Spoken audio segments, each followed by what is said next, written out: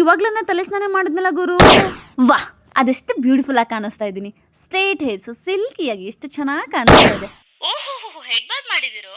Helmet ಇಟ್ಕೊಂಡು ಅದಕ್ಕೆ ನಿಂತಿರೋದು. ಬಾ. ಅಯ್ಯಯ್ಯೋ, ಇವಳು ಬೇರೆ ಹೆಲ್ಮೆಟ್ ಇಟ್ಕೊಂಡು ಹೆಮ್ಮಾರಿ ಥರ ನಿಂತ್ಬಿಟ್ಟಿದ್ದಾಳೆ. ನಾನು ಬೇರೆ 2-3 ಶಾಂಪು ಹಾಕಿ ಎಷ್ಟು ಚೆನ್ನಾಗಿ ತಲೆ ಸ್ನಾನ ಮಾಡಿ ಬಂದೆ. ಇವಾಗ ಹಾಕೋವರೆಗೂ ಬಿಡಲ್ಲ ಪಾಪಿ. ರಿಪೇರಿ ಮಾಡಿ ಮುಗಿಸಿದ್ಲ ಅನ್ಸುತ್ತೆ. ಕಿರೀಟ ಹಾಕಿ ಮೆರೆಸ್ತಾಳಿನ್ನ. ಅದು ಹೆಂಗೆ ಕಿಸಿತಾಳೆ ನೋಡು. ದೂರ ಹೋದ್ರೂ ಬಿಡ್ತಾ ಇಲ್ಲ. ಇವು ನನ್ನ ಹೇರ್ಸು. ಅಲ್ಲ, ಈ ಹೆಲ್ಮೆಟ್ ಹಾಕೊಂಡು ಸುತ್ತಾಡೋದಕ್ಕೆ ಹೆಡ್ ಬಾತ್ ಬೇಕಾಗಿರಲಿಲ್ಲ ಅನ್ಸುತ್ತೆ. ಸುಮ್ಮನೆ ಮಂಡೆನೇ ಮಾಡ್ಬೋದಾಗಿತ್ತೇನೋ. ಟೈಮ್ ವೇಸ್ಟ್ ಆಯಿತು. ಅಬ್ಬಾ, ತಿನ್ನೋವಾಗಾದ್ರೂ ಹೆಲ್ಮೆಟ್ ಇಲ್ಲ. ಹೇ, ಕೈ ತೆಗಿ. ಇವಾಗಾದ್ರೂ ನೆಮ್ಮದಿಯಾಗಿ ತಿಂತೀನಿ. ಇಷ್ಟೊತ್ತು ಹೆಲ್ಮೆಟ್ ಹಾಕಿ ತಲೆಯೆಲ್ಲ ಭಾರ ಮಾಡಿದ್ಯಾ.